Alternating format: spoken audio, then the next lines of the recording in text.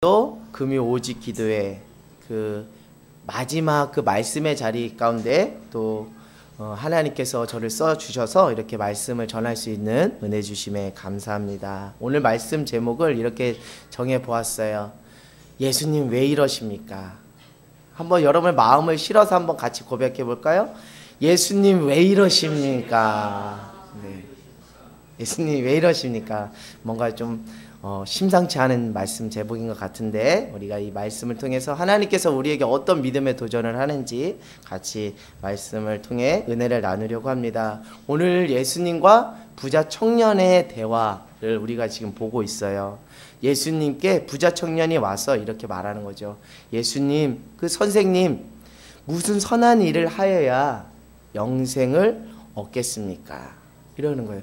그 부자 청년의 그 관심 속에 영생, 영원한 그 생명에 대한 그 관심이 있었던 것 같아요. 그랬더니 예수님 딱 이렇게 말씀하십니다. 왜 내게 선한 일을 묻느냐? 선한 분은 오직 한 분 하나님밖에 없다. 단 너가 생명을 얻으려면 무엇을 지키라고요? 계명을 지켜라 라면서 이렇게 말씀을 하시는 거죠. 그랬더니 그 부자 청년이 그럼 어떤 계명을 제가 지켜야 합니까? 라고 묻자 18절부터 19절에 이렇게 말합니다. 살인하지 말라, 간음하지 말라, 도둑질하지 말라, 거짓 증언하지 말라, 내 부모를 공경하라, 내 이웃을 내 자신과 같이 사랑하라 하신 것이니라. 이러면서 그 구체적인 계명을 18절부터 19절에 말씀하고 있어요. 그랬더니 예수님께 이 부자 청년이 또 말하는 거죠. 예수님, 선생님, 제가 이 말씀하신 그 계명을 다 지켰는데 무엇이 아직도 부족합니까? 라고 이렇게 다시 묻습니다. 그랬더니 21절에 정말 예수님께서 이렇게 말씀을 하시는 거예요. 내가 완전한 사람이 되려면 내 재산을 다 팔아 가난한 사람에게 주어라. 그러면 너가 하늘에서 보물을 얻을 것이라. 그리고 나서 나를 따르라 라고 이렇게 말씀하셨어요. 그리고 나서 부자 청년의 답변이 있어요? 없어요? 없어요. 어떻게 하겠다는 그 반응들이 나오지 않고 다만 22절에 이렇게 표현하고 말씀은 마칩니다. 그 청년이 재물이 많음으로 이 말씀을 듣고 근심하며 가니라 라고 이렇게 말하면서 그 두 예수님과 부자 청년의 대화는 이렇게 끝납니다. 근데 지금 부자 청년이 22절에 말은 하지 않았지만 얼굴 표정으로 벌써 그 메시지를 예수님께 전했다고 저는 보거든요. 그 청년이 재물이 많음으로 이 말씀을 듣고 근심하여 가니라. 저는 속으로 이렇게 얘기했을 것 같아요. 예수님 왜 이러십니까? 이렇게 속으로 예수님께 이렇게 언어로 말하진 않았지만 마음에 그렇게 이렇게 한마디 말을 던졌을 거라는 생각을 합니다. 예수님 왜 그러십니까? 예수님 왜 저에게 이렇게 그런 요구를 하십니까? 라면서 그렇게 하고 근심하여 떠나갔을 거라고 생각합니다. 여러분들도 가끔 예수님한테 이렇게 되물어 본 적 있어요? 예수님 왜 이러십니까? 다른 사람도 아니고 왜 저에게 왜 이러십니까? 뭐 저에게 불만이 있습니까? 제가 예수님께 미운 털이 박혔으니까 왜 저에게만 이러십니까? 라고 이렇게 되물어 보신 적 있어요? 저는 그런 경험들이 있어요.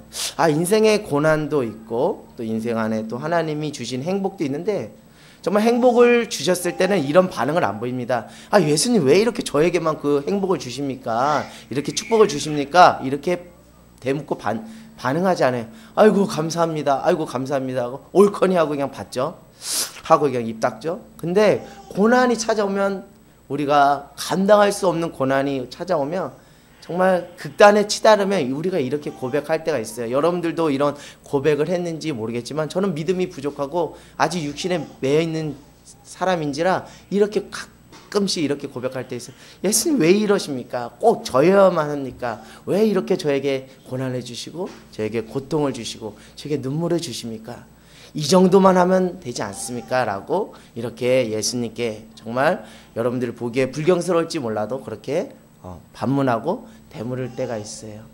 여러분, 우리가 살아가는 세상이, 우리가 살아가는 그 삶이 녹록지가 않기 때문에, 그리고 우리의 삶이 마냥 탄탄대로를 걸어가고 있지 않기 때문에 우리가 이렇게 질문하고 있다라고 생각합니다. 우리 여기 수화부터 우리 어른들의 이르기까지 각자 처해진 상황 속에서 인생을 살아갑니다. 그러나 아무리 어린 초등학교 아이들이라 할지라도 인생 안에서 그 나름의 삶의 무게와 그 고통이 있을 거예요. 그들도 이렇게 표현할 수 있을 것입니다. 예수님 왜 한국 땅에 저를 태어나게 해주셔서 왜 치열한 그 입시전쟁에 저를 내모십니까? 왜 자꾸 저 순위의 그 경쟁 속에서 경쟁 사회 속에서 저를 피곤하게 내봅니까? 라고 이렇게 우리 학생들은 그렇게 예수님께 반문할 수 있고, 또 우리 청년들은 예수님 왜 저에게만 이렇게 취업의 문을 안 열어주십니까? 왜 저에게만 이렇게 배우자의 문을 안 열어주십니까? 라고 이렇게 또 반문할 수 있고, 또 우리 중년이 되신 우리 성인분들은 왜 이렇게 저희 가정 안에 이렇게 경제적으로 쪼달리고 힘들게 하십니까? 왜 이렇게 건강의 문제로 저희들을 힘들게 하십니까? 라고 이렇게 예수님에게 항변하고 대묻는 경우가 있을 거라는 것이죠. 그것은 우리의 존재의 실상을 여실히 그 예수님께 보여준다는 거예요. 무엇입니까? 우리의 실상은 정말 연약하다라는 거죠. 연약하다는 거. 이렇게 반문하고 이렇게 왜 이러십니까? 라고 예수님께 말씀하는 거는 우리의 인생이 그만큼 연약하고 쓰러지기 쉬운 인생이기 때문에 우리가 그렇게 자연스럽게 우리가 인간인지라 그렇게 반응한다라고 저는 생각합니다. 우리 20절을 한번 읽어볼까요? 20절. 자, 같이 읽겠습니다. 시작. 그 청년이 이르되 이 모든 것을 내가 지켰사온데 아직도 무엇이 부족하나이까. 아멘. 우리가 이렇게 살았다는 거죠. 우리가 20절의 부자 청년의 고백처럼 이렇게 살았다는 거예요. 자, 왜 제가 이런 말씀을 하냐면, 제가 좀 전에 왜 예수님 왜 이러십니까? 라고 이렇게 고백하고 예수님께 항변하는 사람일수록 20절의 그 고백의 태도와 자세로 살아가는 사람들이 많다라는 거예요. 그것은 무엇이냐면, 나는 정말 예수님께 부족함이 없이, 내가 아쉬울 것이 없이, 내가 흠잡을 것이 없이 나는 나름 최선을 다하고 살았다라고 자부하는데, 왜 정말 다른 사람이 아닌 왜 저에게 이런 시련과 고통을 주십니까? 나름 믿음의 생활을 잘하고 나름 다른 사람에게 덕을 세우는 그런 삶을 살았는데 부족할 것이 없고 많은 계명을 다 지켰음에도 불구하고 왜 저에게 이런 고난을 주십니까? 이런 불편함을 주십니까? 라고 반문하기 쉽죠. 그런데 여러분 20절의 이 질문을 좀 뒤집어서 말하면 우리가 예수님께 이렇게 반문하는, 왜 예수님 이러십니까? 라고 반문하는 그런 그 고백들이 줄어들지 않을까라는 생각이 듭니다. 저는 이렇게 한번 우리의 신앙의 그 삶을, 신앙의 모습을 이런 고백의 언어로 바꿔서 하나님께 올려드린다면 하나님의 그 긍휼과 은혜와 자비와 돕는 은혜가 더 많겠다라는 생각이 듭니다. 하나님, 제가 비록 이 많은 것을 지켰으나 여전히 저는 부족한 자입니다.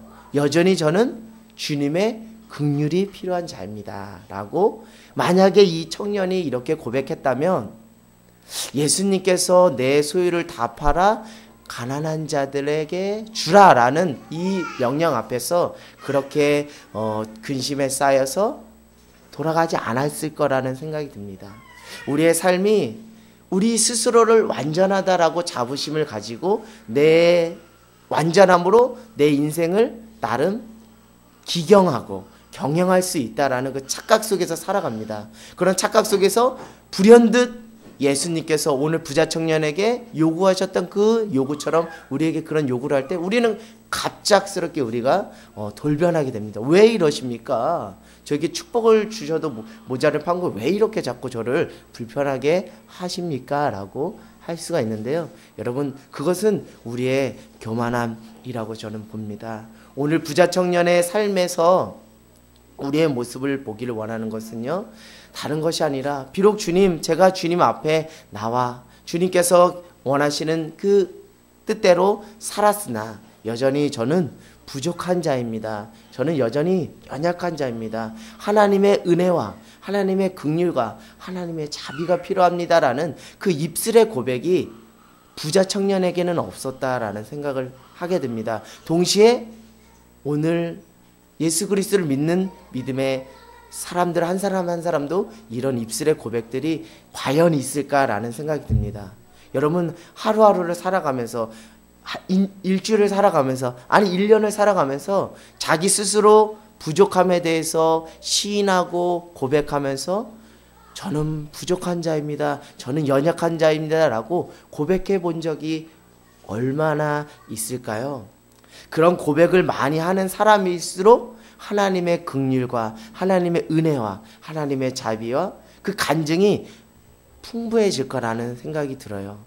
우리가 이런 고백이 없기 때문에 우리가 누리는 이런 모든 것들이 당연한 것으로 생각하는 거죠. 아, 내가 마땅히 수고하고 노력해서 내가 쟁취한 결과물이라고 생각하죠. 그러나 나는 연약합니다. 나는 부족합니다라고 이렇게 입술로 고백하는 사람들은 한 가지 소소한 일상의 모든 것까지도 나의 한 호흡마저도 다 하나님의 은혜입니다. 이 연약한 자에게 베풀어 주신 하나님의 크신 은혜입니다라고 고백할 수 있는 것이죠. 오늘 이 입술의 고백이 우리 안에 회복되는 놀라운 은혜가 있기를 간절히 주님의 이름으로 소망합니다.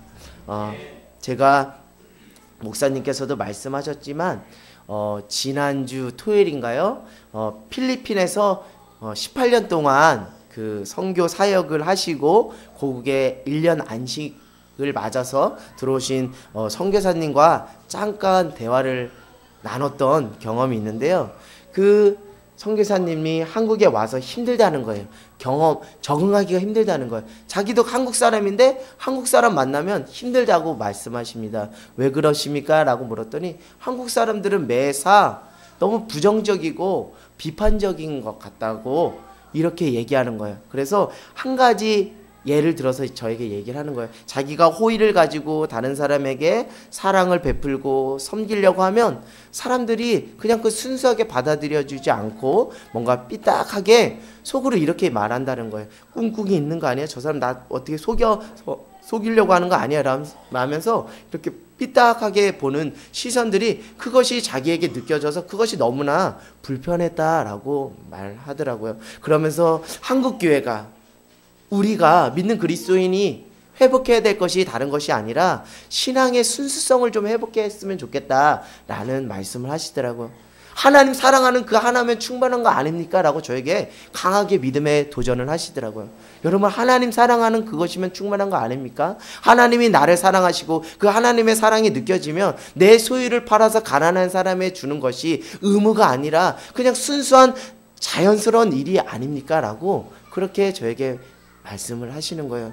우리는 정말 신앙의 순수성을 좀 잃었다라는 생각을 하게 됩니다. 하나님께서 주신 사랑, 하나님께서 부어주신 은혜, 그냥 여과 없이 그냥 흘려버리면 되는데 그거를 흘려보내지 않고 정말 계산하고 또 오늘 부자 청년처럼 손가락으로 손익계산을 따지고 내가 하나님의 사랑함으로 인해서 내가 이웃을 섬김으로 인해서 혹여나 나에게 손해가 끼쳐지지는 않을까라는 그런 생각을 하며 살아가는 모습들을 보면서 하나님의 사랑한다고 하는데 그 하나님의 은혜를 받았다고 하는데 도대체 그 하나님의 사랑과 은혜가 어떻게 계산하는 삶의 방식으로 흘러가는지 자기는 도무지 이해가 안 된다고 말씀하시면서 한국교회가 그 신앙의 순수성을 회복해야겠구나라는 말씀을 하시더라고요. 저는 신앙의 순수성의 가장 좋은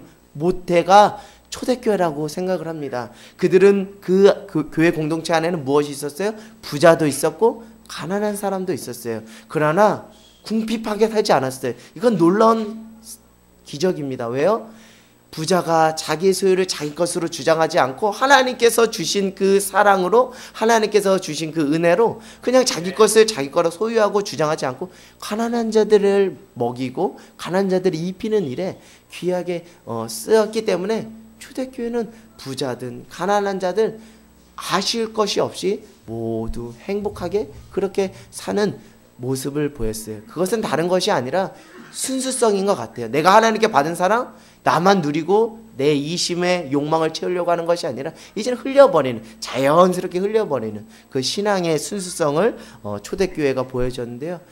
특별히 바라고 원하기는 나로부터 또 우리 하늘땅교회로부터 그 신앙의 순수성이 회복되는 귀한 은혜가 있기를 원합니다. 누군가가 저의 인생을 보고 또 여러분의 인생을 보고 또 하늘땅교회의 그 삶을 보고 정말 순수하다, 정말 깨끗하다, 정말 정결하다, 정말 맑다, 이런 표현, 이런 칭찬을 들으면 정말 좋겠다라는 생각을 해보게 돼요. 가끔씩 여러분들도 이렇게 사람과 관계하다 보면 정말 저 영혼이 정말 맑고 그 순수하고 하나님 주신 마음 그대로 그냥 살아가는 그런 사람들이 있어요. 그런 사람들을 보면 정말 제가 회개가 되면서 또 도전이 되는 것은 내 영혼에 여전히 내 욕망과 내 이기심, 그 영혼의 찌꺼기가 있구나. 손해보지 않기를 간절히 바라는 그 이기심이 내 안에 있구나라는 생각을 하게 됩니다. 여러분, 우리의 영혼이 맑고 우리의 영혼이 순수하고 우리 하늘땅교회의 신앙이 정말 정금과 같이 그 보석같이 빛나는 순수한 그 정금이 되는 귀한 교회와 우리의 인생이 되기를 원합니다. 그런 면에서 보면 우리 부자 청년은 신앙생활을 한다고 하지만, 하나님을 믿는다고 하지만, 계명을 지킨다고 하지만 그 안에 여전히 계산이 그 물질에 대한 그 계산이 앞섰기 때문에 그는 속으로 예수님 왜 이러십니까? 라며 얼굴에 근심을 띠면서 떠나지 않았을까라는 생각을 하게 됩니다. 여러분의 신앙의 순수성을 갉아먹는 것들이 무엇이 있을까요? 오늘 부자 청년은 물질이었습니다. 근데 또 저는 이런 것도 있을 수 있다라고 봐요. 그것은 다른 것이 아니라 외식하는 것, 다른 사람의 눈을 의식하는 것. 여러분, 다른 사람의 눈을 의식하여서 무슨 신앙적 행위를 한다? 그거는 신앙의 순수성이 아니에요. 사람들은 저 사람이 정말 믿음 좋다라고 말할 수 있지만 하나님은 그 중심을 보시기에 그 사람이 외식하는구나 라고 이렇게 여겨질 수 있어요. 여러분, 다른 사람 눈 의식하지 마세요. 내게 하나님이 은혜를 주셨잖아요. 그럼 그 간증하고 고백하고 그것을 흘려보내는 그 신앙의 그 순수성이 우리 안에 회복되는 귀한 은혜가 있기를 원합니다. 여러분, 신앙은 다른 것이 아니라 우선순위를 하나님께 두는 것이에요. 내 삶의 우선순위를 하나님께 두는 거예요. 결국 하나님 중심의 삶을 살아가는 것이 우리의 신앙이 참된 모습일 것입니다. 여러분, 경외, 우리 목사님께서 주일 설교를 통해서 말씀하셨죠? 경외라는 것이 뭘까요? 하나님을 가장 먼저 사랑하는 것, 하나님을 정말 영광스럽게 올려드리는 것, 내 삶에 하나님만 빛나게 하는 것, 그게 경외 아닌가라는 생각이 듭니다. 그런 면에서 보면 여러분, 정말 우리 안에 하나님보다 더 사랑하는 것이 있다면 오늘 정말 기도하는 시간을 통해서 우리가 하나님께 회개하며, 하나님, 내가 하나님보다 물질을 더 사랑했고요, 하나님, 내가 하나님보다 출세를 더 사랑했고, 사람과의 관계와 인정을 더 사랑했고, 여러 가지 기타 등등을 더 사랑했습니다. 하나님, 내가 정말 온전히 하나님을 두려떨며 경외할 수 있는 그 우선순위가 오직 하나님 중심의 삶을 살아갈 수 있도록 주님 도와달라고 그 은혜를 구하는 귀한 저와 여러분 되길 원합니다. 오늘 부자 청년은 계명을 지키고 신앙생활을 잘했지만 결국 그 물질에, 하나님보다 그 물질을 더 사랑했어요. 그래서 그가 근심함으로 떠나갔다라는 것이죠. 여러분, 특별히 저는 우리 다음 세대 친구들에게, 그리고 또 가정 안에서 자녀들을 신앙으로 양육할 때 분명한 가치 서열을 여러분들이 신앙 안에서 정확하게 복음 안에서 가르쳐 줬으면 좋겠습니다. 우리 인생의 제1순위의 가치는 뭡니까? 하나님이시죠. 그 하나님을 제1의 가치 순위에 매기면서 살아갈 수 있도록 우리 어려서부터 우리 부모님들이 가정에서 그 아이들을 그렇게 가르쳐 주셨으면 좋겠습니다. 제가 어디서 들은 이야기가 있어요. 다른 것이 아니라 그 한 가정인데 어떤 가정이었냐면 남편이 아버지가 월급을 타신 거예요. 그러면 자녀들을 다 이렇게 부른다는 겁니다. 얘들아 이리 와라 이리 와라 이리 와라. 얘들아 이것은 누가 주신 거니? 하나님이 주신 것이다. 그러니 우리가 먹고 우리가 마시는데 먼저 그것을 떼는 것이 아니라 우리가 우리에게 물질 주신 하나님을 위해서 우리가 물질을 먼저 떼자. 그러면서 10분의 1, 11조를 떼고 주정헌금을 떼고 감사헌금을 떼고 또 건축헌금을 떼고 이러면서 헌금을 연초에 월급을 받은 그날 즉시 아이들을 앞에 놓고 이렇게 헌금을 떼는 것을 아이들에게 몸소 보여주었다는 거예요. 그것은 다른 것이 아니라 부모가 삶으로 하나님 중심의 삶을 보여줬다는 거예요. 가정 안에서 이것을 보여줌으로 인해서 아이들이 어려서부터 하나님을 우선순위로 놓고 하나님 중심의 삶을 살아가는 귀한 가정과 인생이 될 수 있도록 삶으로 살아내는 귀한 은혜가 있기를 원합니다.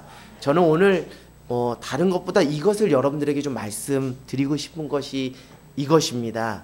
여러분 우리가 수요일날 요나서를 통해서 무엇을 우리가 보고 있죠? 우리 같이 한번 읽어볼까요? 시작! 순종으로만 가는 길. 아멘. 이거 어떻게 보면 은혜 떨어지잖아요? 믿음 없잖아요. 이건 엄청 불편한 얘기입니다. 안 그래요? 솔직히 말해서 내 안에 은혜가 찌그러들고 내 안에 성령께서 임재하지 않고 내 안에 믿음이 없으면 이거 엄청 불편한 말이에요.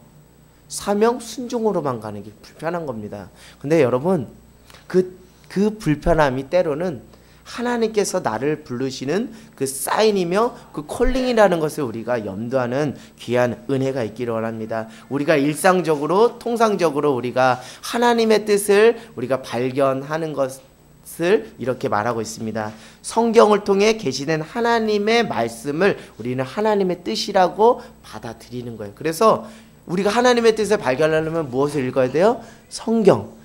성령의 감동으로 기록된 성경을 통해서 하나님의 뜻을 우리가 발견하게 됩니다. 그리고 성령 안에서 수시로 무시로 깨어서 기도함으로 하나님이 주신 그 마음을 따라 하나님의 뜻을 발견함으로 우리가 행하는 것이죠.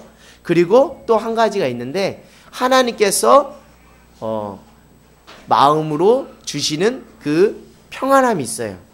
평안함과 안정감이 있어요. 이것을 통해서 보통 이것이 하나님의 뜻인지 아닌지를 우리가 보통 통상적으로 분별하는데 정말 요나서를 읽어보면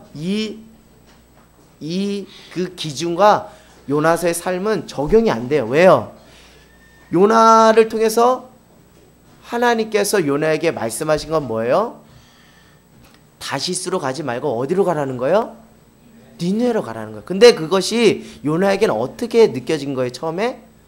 불편한 거예요. 왜 이러십니까? 하나님 왜 이러십니까? 오늘 말씀 제목 왜 이러십니까? 예수님처럼 요나는 이렇게 반문한 거예요. 왜 이러십니까? 하나님 많고 많은 사람들 중에 왜 원수의 나라인 그 니느웨 그 정말 악으로 가득한 그 니느웨에 왜 저를 부르시려고 합니까? 정말 솔직히 저 불편합니다. 왜 저야만 합니까? 다른 사람 불러도 되지 않습니까? 라고 처음에 이렇게 불편하게 반응했다는 거예요. 그런데 여러분 이 불편함이 간혹 때로는 정말 사람이 주는 불편함이 아니라 하나님이 주시는 그 불편함으로 인해서 하나님께서 자기의 뜻을 우리에게 관철시키려고 하는 때가 있다라는 거예요. 오늘 지금 예수님께서 부자 청년을 통해서 이렇게 자기의 뜻을 관철하는 거예요. 하나님의 뜻을 관철하는 거예요.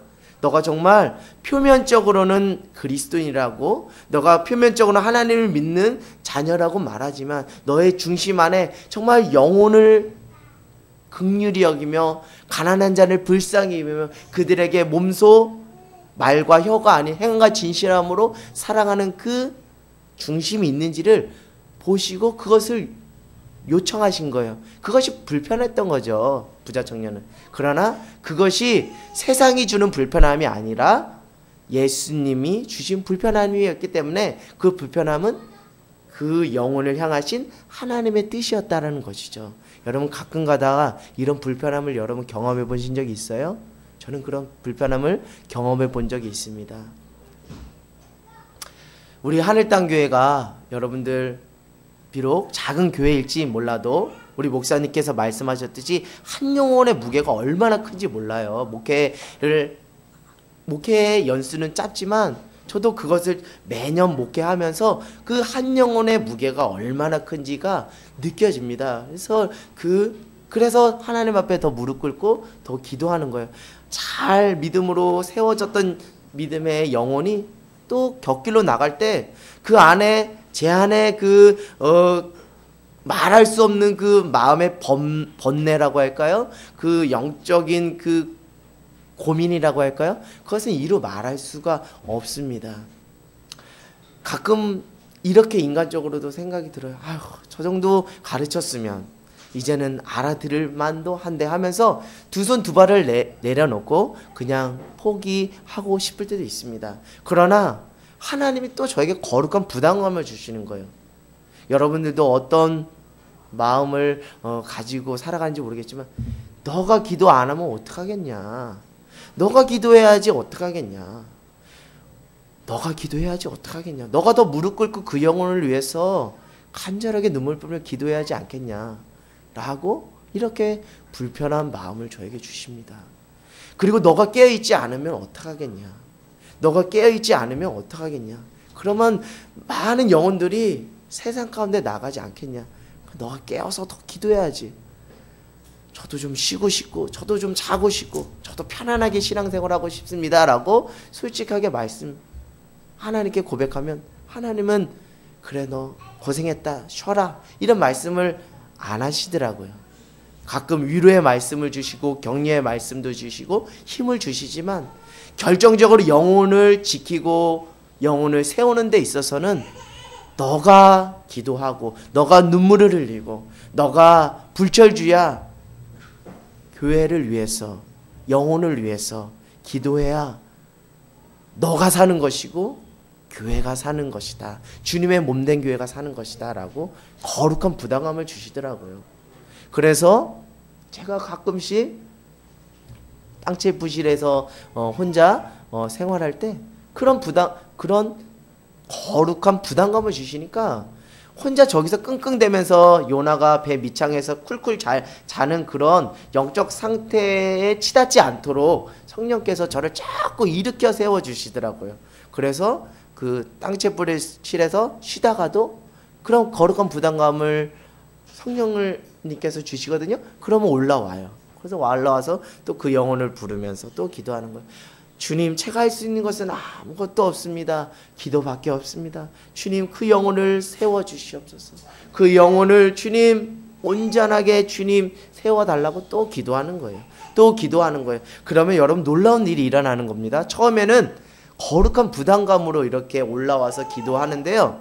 그것이 기쁨으로 바뀌고 그것이 감사로 바뀌고 그것이 은혜로 바뀌는 거예요. 그런데 제가 만약 이 문턱을 넘지 못했다면 저는 그냥 거룩한 부담감만 가지고 살아가는 사람일 수밖에 없고 제 속에서는 하나님 왜 이러십니까? 라는 그 불평이 섞일 수 있어요. 그러나 여러분 처음은 거룩한 부담감으로 우리에게 하나님께서 다가올지 몰라도 궁극적으로는 우리에게 무엇을 주시는 분이세요? 은혜를 주시는 분이고 우리에게 참 기쁨과 자유와 평안을 주시는 분이거든요. 그 뒤의 것을 바라본다면 오늘 사명 순종으로만 가는 길, 이 말씀 주제가 딱 맞는 말이에요. 하나님께서 우리에게 사명을 주시면 거룩한 부담감이 와요. 예를 들면 각 교회 임원으로 이렇게 세워질 수도 있고 또 교회에 또 이런 하나하나 그 사역을 수고로 섬기고 헌신해야 되는 그런 위치에 있을 수 있어요. 그것이 당연히 거룩한 부담감으로 올 수 있어요. 그러나 여러분 순종해 보세요. 순종함으로 나가 보세요. 그러면 그 순종 뒤에 숨겨진 세상이 경험할 수 없는 그 평안과 그 하나님의 위로와 하나님의 격려와 그 기쁨과 감사, 조이풀이 우리 안에 임할 줄 믿습니다. 할렐루야. 여러분 이 부담감을 회복하는 저와 여러분이 되기를 원합니다. 여러분 한 주 살아가면서 여러분 정말 세상이 주는 염려와 걱정이 아닌 정말 하나님이 주시는 영적 부담감이 여러분들 안에 있었습니까? 혹시 있었다면 여러분은 어떻게 반응하셨습니까? 정말 순종함으로 반응하는 귀한 은혜가 되기를 원하고요. 혹시 그 불편함이 내게 찾아왔을 때 무의식의 세계로 자꾸 그것을 누르고 억누르고 또는 회피하려고 했던 그런 우리의 모습이 있을 수 있겠지만 이제는 여러분 정면 승부해 보세요. 하나님께서 나에게 말씀하신 그 말씀의 자리에 앞에 내가 서서 내가 어떻게 반응해야 될지 여러분 영적으로 분별하시고 거기에 반응하는 저와 여러분이 되기를 원합니다. 제가 왜 이렇게 말씀드린 줄 알아요? 큰 교회 섬기시는 분들은 거룩한 부담감 안 느낄 것 같아요. 저는 제가 뭐 이렇게 말하는 것이 또 어떤 면에서는 또 큰 교회를 폄하하는 걸 수도 있겠지만 여러분들이 귀하고 여러분들이 정말 여러분들을 축복하고 싶은 것은 다른 것이 아니라 많고 많은 교회, 편안한 그 교회를 뒤로 한 채 정말 하나님께서 정말 핏값으로 세운 이 하늘 땅 교회 한 사람 한 사람의 성도로 매 순간순간 하나님께서 나를 통해서 그 주님의 몸된 교회 그 사명을 이루고자 하는 것을 여러분들이 스스로 깨닫고 거룩한 부담감으로 세상으로 튕겨나가는 것이 아니라 말씀의 자리, 기도의 자리에 나와서 또 나를 꺾고 또 사명의 자리, 순종의 자리로 나가는 여러분 한 사람 한 사람이 있기 때문에 하나님의 은혜로 하늘 땅 교회가 잘 서가는 줄 믿습니다. 여러분 오늘 주님께서 내게 무엇이라고 말씀하시는지 잘 듣길 원해요. 주님의 그 콜링 앞에 순종함으로 기쁜 마음으로 반응하는 저와 여러분이 되기를 원합니다. 저는 자꾸 요즘 하나님께서 이런 훈련을 주시고 불편함을 주십니다. 다른 것이 아니라 자꾸 무릎을 꿇으라는 거예요. 자꾸 꿇으라는 거예요. 꿇어서 기도하라는 거예요. 꿇어서 기도하라는 거예요. 그건 뭡니까? 너는 두 손 두 발 다 들고 항복하고 하나님께 맡기면서 기도하라는 거예요. 네가 하려고 하지 말라는 거예요. 그게 얼마나 불편함으로 와닿았습니까? 처음에는 불편함이 와서 내가 힘이 있고 내가 경험이 있고 내 지식이 있는데 그거를 부정하라는 거예요. 그리고 무릎을 꿇고 그냥 하나님께 두 손 두 발 들고 기도하라는 거예요. 그 거룩한 부담감을 자꾸 주시는 거예요. 처음에는 불편했어요. 그러나 계속 하다 보니까 이것이 내 안에 무엇이 됐어요? 거룩한 영적 습관이 되더라고요. 그래서 예수님께서 습관을 따라 새벽에 나가 기도하셨다고 하잖아요. 여러분 계속 여러분을 자꾸 담금질하세요. 신앙 안에서 담금질하면 여러분 안에 사도 바울이 말한 것처럼 내 안에 예수의 흔적이 있노라 라는 고백처럼 여러분 안에 신앙의 거룩한 습관들이 여러분에게 생겨날 줄 믿습니다. 그리고 또 한 가지는 다른 것이 아니라 너가 품고 또 너가 수고하고 조금만 더 참아야지, 조금만 더 참고 조금만 더 인내해야지 된다. 영혼을 살릴 수 있다. 조금만 참고 조금만 더 헌신해야 교회를 살릴 수 있다. 가정을 구원할 수 있다. 그런 마음 자꾸 주시더라고요. 가끔씩은 정말 불평불만이 왜 안 나오겠습니까? 사람인지 불평불만이 나와요. 교회를 보고 또 가정을 보고 또 내 인생을 볼 때 불평불만이 나올 수밖에 없어요. 그런데 주님은 계속 저에게 이렇게 말씀하셔요. 조금만 더 참아야 돼. 조금만 더 참아야 돼. 조금만 참고 조금만 더 인내해야 돼. 그러면 내가 너에게 은혜를 줄 거야. 너가 가히 상상할 수 없는 은혜를 줄 거야 라고 이렇게 말씀을 하시더라고요. 여러분들 오늘 제 말씀이 여러분들에게 어떻게 들렸을지 모르겠지만 여러분들 안에 혹시나 하나님께서 여러분에게 주시는 그 거룩한 그 불편함과 그 부담감이 있다면 여러분 불평불만으로 반응하는 것이 아니라 기쁜 마음으로 순종함으로 반응하여 정말 하나님의 나라 그 생명책에 기록되는 저와 여러분이 되기를 주님의 이름으로 간절히 소망합니다. 아멘.